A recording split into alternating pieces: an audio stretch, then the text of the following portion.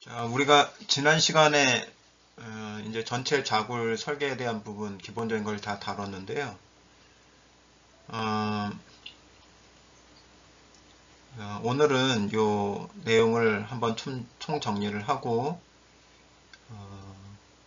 좀 더 좀 실습할 수 있는 시간을 가진 후에 진행을 하도록 하겠습니다.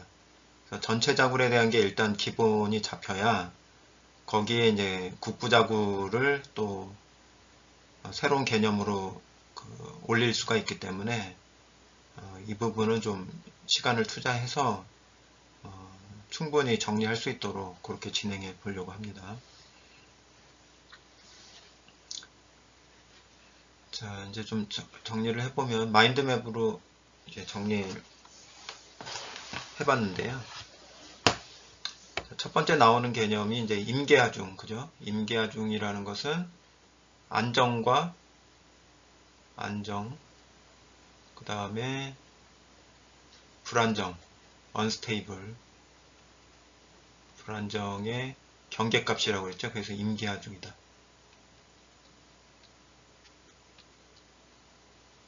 요거를 이제 PCR이라고 하고,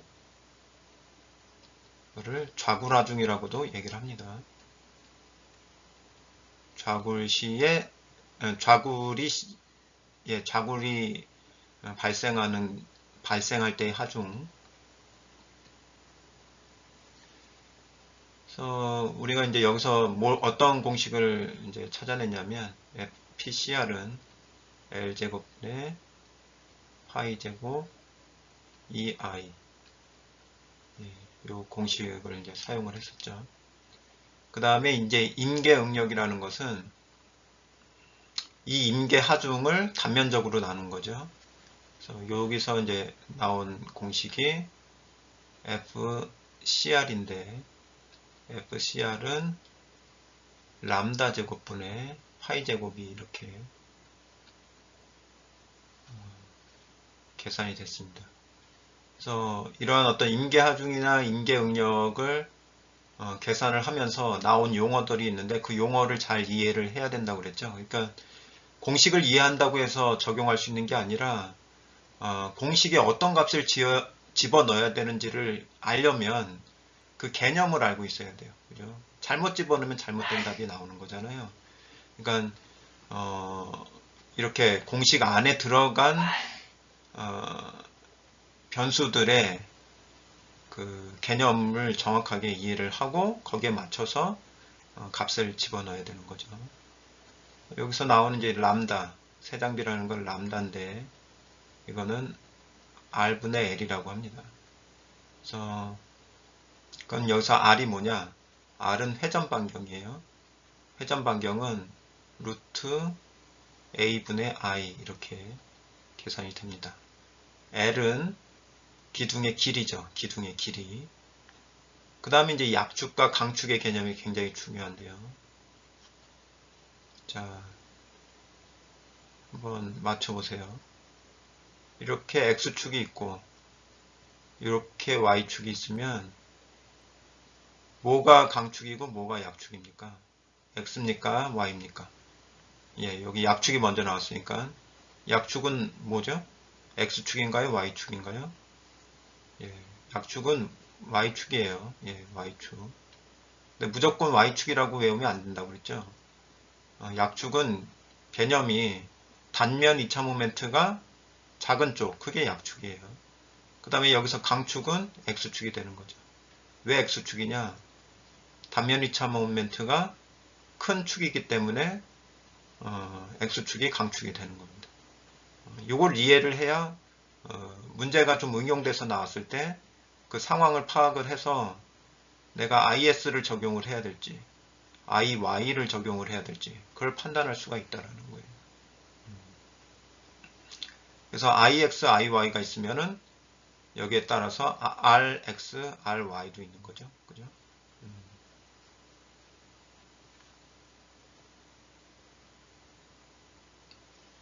그 다음에 이제 유효 자굴 계수라는 게 나오는 유효 자굴 길이 계수가 나오는데 이거는 이제 주로 K라고 이제 표현이 되는데 왜 유효자굴 길이 계수가 중요하냐? 이걸 통해서 경계 조건을 고려를 할 수가 있기 때문에 그런 거예요. 앞에서 이 공식은 경계 조건이 이런 경계 조건이 양쪽이 힌지인 경계 조건이 거기서 힘을 받을 때. 그럼 이제 다른 경계 조건일 때 만약에 이런 경계 조건일 때는 어떻게 될 거냐? 아니면은 밑에는 고정인데 위에는 힌지인 경우에는 어떻게 공식을 적용을 해야 될 거냐? 그래서 이러한 다양한 경계 조건을 이 공식 하나로 해결하기 위해서 유효자굴 길이라는 개념을 적용을 한 거예요. 그래서 유효자굴 길이는 파괴될 때의 형상을 이제 보면 아는데, 요거는 좌굴 형상이 이런 식으로 일어나고, 얘는 좌굴 형상이 이렇게 생기죠.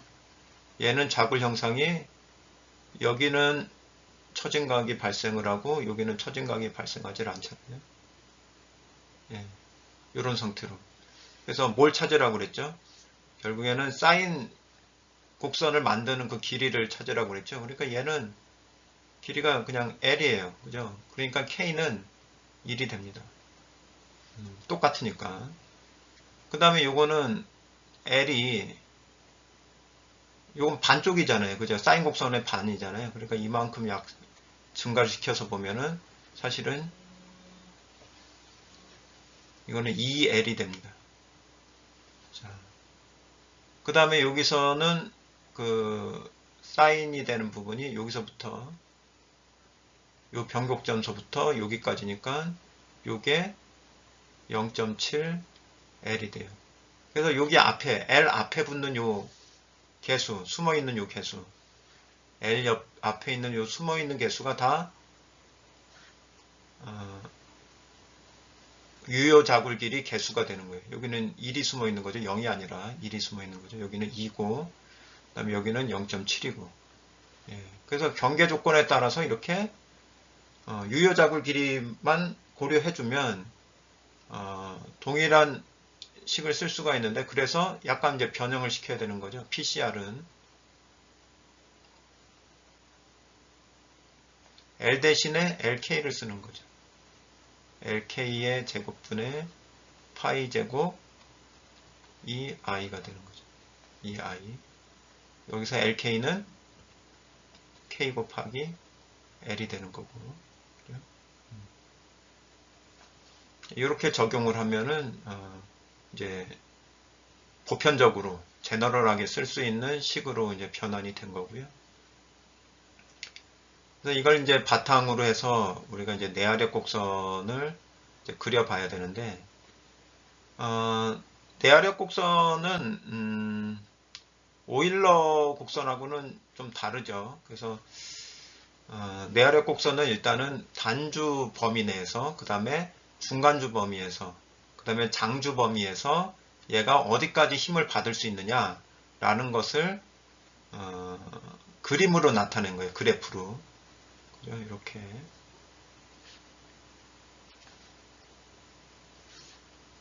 뭐 람다가 있고 FCR이 있다 그러면 얘가 장주, 중간주, 단주에서 어떤 얼마만큼의 응력을 받을 수 있는지를 이제 그림으로 나타낸 건데, 우리가 일단 알 수 있는 것은 이러한 곡선 한번 유도한 게 람다 제곱분의 파이 제곱이 이런 곡선을 하나 찾았었는데, 여기에서 이제 발전을 시킨 거죠. 실험을 추가를 해서. 예, 왜냐면은 장주에서는 잘 맞는데, 그죠? 이 식이 람다 제곱분의 파이 제곱이가 이 중간주에서 안 맞는 거죠. 그죠? 뭐 단주에서도 결국에는 fy까지만 받으니까 어느 정도의 선을 그을 수가 있죠. 근데 요 중간주 부분에서 이게 잘 안 맞으니까 얘를 이제 실험을 많이 해서 실질적으로 써먹을 수 있는 내아력 곡선을 이렇게 좀 만들었습니다. 그래서 그거에 대한 그림을 이제 보시면 이런 거죠. 그래서 이 오일러 곡선, 요 오일러 곡선에 해당하는 요 식은 요걸 무차원화 시킨 거예요. 람다 제로. 그 다음에 요게 F 제로. 무차원화 시킨 내용인데 여기서는 람다를 람다 C로 나눠준 상태고 여기는 FCR을 FY로 나눠준 상태예요. 그랬을 때 여기 요거는 람다 제로 제곱분의 1로 나타났죠. 예, 요거 유도하는 거는 지난 시간에 한 거 보시면 될 겁니다. 그 다음에 요 두 번째 식, 그죠? 요 두 번째 식은 도로교결 설계 기준에서 쓰는 식인데 요거는 여러 실험을 통해서 어떤 가장 안전측인 값을 식으로 나타낸 거예요. 그래서 요게 어떻게 나타났냐면 람다 제로가 0.2보다 작은 경우에는 F0는 1이 되고 그 다음에 람다 제로가 0.2에서 그 다음에 1인 경우에는 F0가 1차식으로 나타났죠. 1.109 빼기 0.545 람다 제로. 그 다음에 1보다 큰 경우 람다 제로가 1보다 큰 경우 얘는 F0는 0.773 더하기 람다 제로의 제곱분의 1.0 요렇게 요 세 가지 식의 표현이 바로 요 두 번째 식에 해당합니다. 그리고 요거는 뭘 나타내는 거냐면은 FCR을 나타내는 거예요. FCR. 아직 뭐가 적용이 안 된 거예요? 안전계수가 적용이 안 된 거예요. 안전계수가 적용이 안 된 내화력 곡선이 되는 거죠. 그 다음에 요 바로 밑에 있는 요 맨 마지막 가장 밑에 있는 식이 허용 축방향 응력이 돼서 요거는 FCA가 됩니다. 실제로 이제 허용력 설계법에서는 이게 기준이 되는 거죠. FCA가 기준이 되는 거예요. 그래서 결국에는 뭐 다른 거 다 모르겠다 그러면은 이거는 확실하게 알고 있어야 되는 거죠. 세 번째. 왜냐면 FCA가 그 허용 측방향 응력이 되는 거니까. 그래서 요것을 그냥 요렇게만 그림으로만 그려가지고 설계하라 그러면은 설계하기가 힘들 수 있으니까 요거를 이제 표로 나타낸 거죠. 표로 나타내서 설계하기 편하도록 만들어 놨는데 그 표가 뭐냐? 표 4의 3이 되는 거죠. 그래서 이 표는 SM400, SM490, 그 다음에 SM520, SM570 대표적으로 이렇게 구분을 해놨어요. 왜냐하면은 이게 재료에 따라서 뭐가 달라져요? FY 값이 달라지는 거죠. 그죠? FY 값이 점점 큰 쪽으로 달라지는 거죠. 그 다음에 여기 보면은 이제 크게 세 구간으로 나눌 수가 있는데 요게 이제 단주 영역에 해당하는 거고 그 다음에 여기가 중간주 그 다음에 여기가 장주 부분에 해당이 되는 겁니다. 그래서 이제 뭘 하면 돼요? 세 장비만 이제 계산을 하면은 세 장비의 범위가 어디에 드는지를 확인을 해서 거기에 해당하는 그 식을 찾으면 됩니다. 그래서 첫 번째 찾아야 될 거는 얘가 재료가 무엇이냐? 재료. 첫 번째 재료. 두 번째 R분의 L, 예, 람다의 범위를 찾아야 되는 거죠. 예, 그래서 거기에 대한 식을 적용을 해서 FCA를 계산을 하면 됩니다. 첫 번째가 뭐라고요? 일단은 SM400인지 490인지 520인지 570인지를 찾아서 컬럼을 먼저 결정을 한다 이거죠. 만약에 SM400이면 요 범위 내에서만 생각을 하는 거죠. 그 다음에 R분의 L을 계산을 해보니까 이거는 중간주더라. 그러면 요 범위에서만 이제 생각을 하면 되는 겁니다. 그럼 식이 나와 있잖아요. 여기 밑에 범위가 있으니까. 얘가 뭘 구하는 식이 되는 거예요? 얘를 계산을 하면 그게 FCA가 된다 이거죠.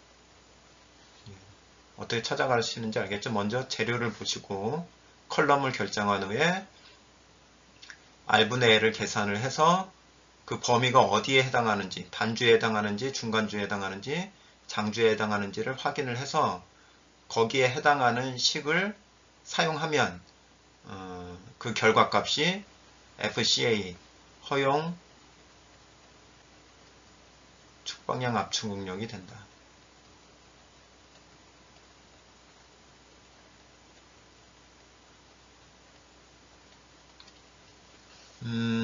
그러면 이제 FCA를 그렇게 해서 계산을 한 다음에 외부에서 작용하는 응력 FC, 압축 응력을